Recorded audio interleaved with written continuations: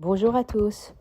En ce jour où tout le monde fête la prétendue révélation de la Torah, de la face cachée de la Torah par Rabbi Shimon Bar Yochai, je voudrais mettre au point quelque chose de très important, un enseignement que pourtant tout le monde lit en ce moment, mais à côté duquel tout le monde passe.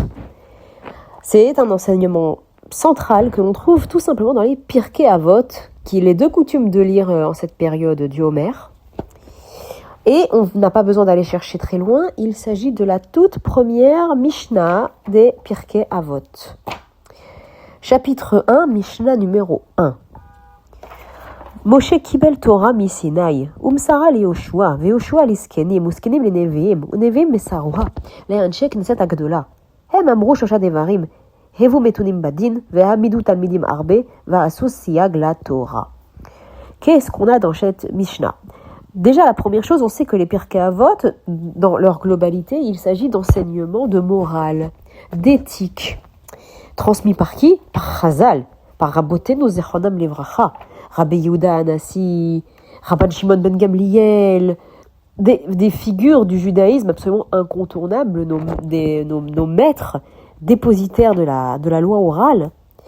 On aurait pu se dire que ces hommes-là d'une telle stature pouvaient tout à fait se permettre de nous transmettre, eux, de la morale qui leur vienne de leur expérience, de leur sagesse, de leur piété, de leur propre vertu qu'ils ont acquis tout au long de leur vie. Ils sont tout à fait aptes à nous enseigner des principes d'éthique, de morale. Qui est plus kadosh que Chazal? Qui est plus connaisseur en Torah que Chazal, que Rabbi Yehuda Hanassi? Eh bien, qu'est-ce que cette Mishnah vient nous amener? Qu'est-ce qu'elle vient nous apprendre? Par quoi on commence? Par nous rappeler une chose. Attention, même ces enseignements-là, c'est de la Torah de Moshe Rabbeinu. Tout de suite, on nous met en garde. Attention, n'imaginez pas un seul instant que les sages de la Mishnah ont inventé ces principes de morale, que ça leur vient d'eux-mêmes, que c'est personnel, inhérent à eux-mêmes. Absolument pas. Hop, on nous rappelle la chaîne de transmission de la Torah. Moshe a reçu la Torah du Sinaï. Il l'a transmis à Yehoshua. Yehoshua l'a transmis aux anciens. Les anciens aux prophètes. Les prophètes l'ont enseigné aux gens de la grande assemblée. Et par quoi ensuite? Quelle est la prochaine Mishnah? Justement, il s'agit de Shimon Hatzadik. Il était l'un des derniers de la grande assemblée. Et là commence. On va faire toute la chaîne des Tanaïm, des sages de la Mishnah. On commence par le dernier membre de la grande assemblée qui nous livre un enseignement que lui-même a reçu des Nevi'im, puis des anciens, plus haut si on remonte aussi à Yehoshua bin Nun et on remonte à Moshe Rabbeinu. Donc chaque enseignement dans les Pirkei Avot se trouve appartenir à une chaîne de transmission qui remonte jusqu'à Moshe Rabbeinu. Il n'y a absolument aucune innovation, aucune leçon de morale personnelle, de la pure transmission. Et c'est ça la Torah, même de la morale doit avoir une chaîne de transmission. Car c'est ça la Torah, la transmission de génération en génération. Aucune innovation. Et certainement pas des révélations venant par Ruach HaKodesh, aucune nouvelle Torah qui doit descendre du ciel. Au contraire, tout est une transmission jusqu'à Moshe Rabbeinu, même de la pure morale. C'est dans les Pirkei Avot. Les Pirkei Avot commencent par cet enseignement capital de ce que c'est la Torah. La Torah, elle doit toujours être reliée au Mahamad Har Sinaï. La Torah, elle doit toujours être reliée à cette révélation divine. Personne ne peut venir ne serait-ce que...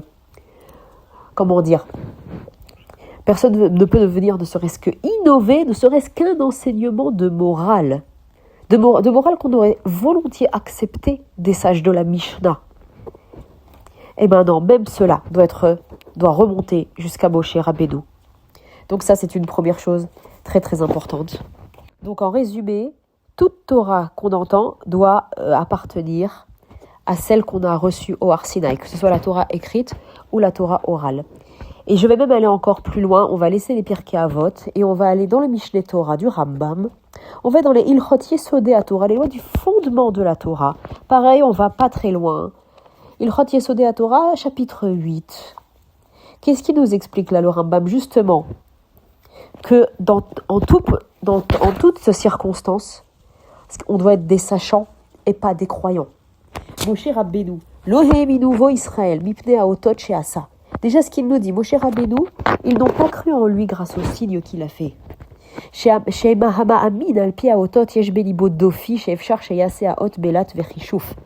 Qu'est-ce qu'on nous dit là? Celui qui croit pas grâce aux signes, aux prodiges et aux miracles, il y a dans son cœur un défaut. Parce que ces miracles ont pu être faits par des prodiges, de la magie, mais clairement pas d'Hachem lui-même. C'est-à-dire qu'on peut donc trouver des hommes qui font des prodiges, qui font des choses hors du commun, sans que ce soit des envoyés de Dieu. Et il continue le Rambam, et il nous explique, ceux qui veulent aller vérifier, j'ai donné la source, tous les signes que Moshe Rabbeinu il a fait selon le besoin du moment. Il y a eu besoin de les faire fuir face aux Égyptiens qui les poursuivaient, il a ouvert la mer. Il a fallu tuer les Égyptiens, il a fermé la mer sur eux. Il y a eu besoin de la nourriture, il a fait tomber la manne. Chaque fois pour répondre à une nécessité du moment, mais clairement pas pour qu'on croie en lui grâce à ses prodiges. À quel moment on a vraiment cru en Moshe Rabbeinu? Lors du Mahamad Har Sinaï. Qu'est-ce qui s'est passé lors du Mahamad Har Sinaï? Il ne s'est pas produit que Moshe Rabbeinu est monté seul dans la montagne, a parlé à Dieu et redescendu avec les tables de la loi. Là, on aurait été obligé de croire que Dieu lui a parlé et que cette Torah vient bien de Dieu. Comment est-ce qu'on a fait? Qu'est-ce qu'il a fallu faire pour qu'on ne soit pas des croyants mais vraiment des sachants? Eh bien, Dieu, il a fait quelque chose qu'il n'a jamais fait dans toute l'histoire de l'humanité. Il nous a parlé à nous tous. À un peuple de plusieurs millions de personnes, Dieu s'est révélé, il nous a parlé et il a attesté que Moshe Rabbeinu était son prophète et son envoyé. Comme nous dit le verset, Panim bepanim diber Adonai imachem. Face à face, Dieu vous a parlé. On n'était absolument pas apte ni méritant à parler avec Dieu face à face. Pourtant, il a fallu le faire pour que notre foi, entre guillemets, notre foi dans la Torah, ne soit pas basée sur une simple croyance, mais sur un savoir. Ah oui, Moshe Rabbeinu est bien un prophète. Dieu lui-même l'atteste. Dieu lui-même a parlé à des millions de personnes. Pour que cet événement soit gravé dans notre esprit, pour qu'on sache enfin que ce que Moshe Rabbeinu a fait descendre du Har Sinaï est bien la parole de Dieu. Dieu est venu lui-même en attester devant des millions de personnes. C'est un événement qu'on ne peut pas renier, sur lequel il est impossible de mentir. Aucune personne saine d'esprit ne croirait bêtement à ce genre d'événement s'il ne s'était pas produit. On peut croire bêtement, stupidement, qu'un certain personnage a eu des révélations quand il s'isole tout seul dans une grotte, mais on ne peut pas croire que des millions de personnes ont parlé avec Dieu. Cet événement ne s'était pas produit, ça ne se serait jamais transmis. On n'aurait jamais accepté un texte qui prétend que Dieu a parlé avec des millions de personnes si ça n'avait jamais eu lieu. Donc toute la Torah, dans son ensemble et son application, ne vient d'un savoir intellectuel, vient d'un savoir qui n'est pas basé sur une croyance, comment je pourrais dire, naïve, mais sur un événement qu'il est impossible de renier, sur lequel il est impossible de mentir. Donc globalement, qu'est-ce qu'on a vu jusqu'à présent? C'est ça la Torah. La Torah, c'est une transmission déjà. Ce n'est pas une révélation qui tombe du ciel, c'est une transmission même du Moussar. On doit pouvoir le relier par une chaîne de transmission à Moshe Rabbeinu. Et même cet événement-là du Mahamad Har Sinaï, c'est un événement justement qui a fait de nous des sachants et pas des croyants. Il a fallu que Dieu se révèle à nous tous pour qu'on ne puisse absolument pas dire que Moshe Rabbeinu, chas v'shalom, aurait menti, aurait prétendu recevoir de Dieu une quelconque législation, et qu'en fait une partie même serait venue de Dieu et une partie de lui-même, de Moshe Rabbeinu lui-même. Ou alors que tout serait un mensonge, il aurait toujours été possible de douter. Mais non. Impossible de renier cet événement. Dieu a parlé à des millions de personnes. Donc l'événement du Har Sinaï est fait justement pour implanter en nous un savoir et pas une croyance. Et toute Torah qu'on voudrait nous enseigner doit être impérativement reliée à cet événement. Donc si on a refusé d'accepter tel quel les enseignements de morale des maîtres de la Mishnah, au nom de quoi devrait-on accepter le Zohar qui n'a absolument aucune chaîne de transmission? C'est donc la question que je poserai aujourd'hui à tous les rabbanim que ce soit israélien ou francophone, ou peu importe dans quel pays il se trouve, je peux taguer Torah Box et Leava.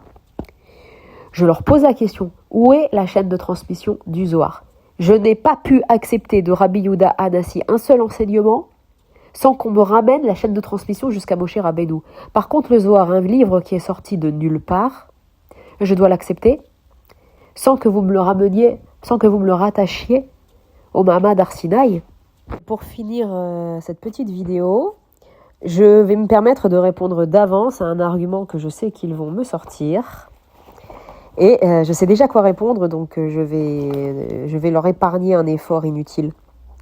Il est écrit dans le Talmud Rosh Hashanah 21b que sur les 50 portes de compréhension que Dieu a créées, 49 seulement furent données à Moshe Rabbeinu. Alors là, voilà, je les vois venir. Voilà, le Zohar, c'est justement cette dernière porte qui n'a pas été révélée à Moshe Rabbeinu et qui a été dévoilée par Rabbi Shimon Bar Yochai, et c'est ça qu'on fait. Je me permettrai de leur rappeler un petit détail. Pourquoi cette dernière porte n'a pas été transmise à Moshe Rabbeinu? A-t-elle été mise de côté volontairement? Non, tout simplement, et c'est même dit dans le Talmud lui-même, que ce n'est pas à la portée de l'esprit humain d'appréhender la 50e porte. On touche à l'essence même de Dieu, que Moshe Rabbeinu lui-même n'a pas pu comprendre, parce que l'être humain, dans son essence, ne peut pas accéder à cette compréhension, son esprit ne peut pas. On touche à une infinie spiritualité qui n'est accessible par aucun être humain sur Terre. Si elle n'a pas été accessible par Moshe Rabbeinu, elle ne le sera certainement pas pour Rabbi Shimon ben Yochai Zecher Tzadik Livracha. Donc, en conclusion, cette porte, elle n'était censée être accessible par personne. Il n'y a absolument pas du tout une volonté de nous faire croire qu'elle a été mise de côté pour être révélée plus tard. Non, elle est juste inaccessible par essence, par définition. Donc voilà, si vous voulez trouver quelque chose à me rétorquer, cherchez bien. Voilà, j'attends les retours.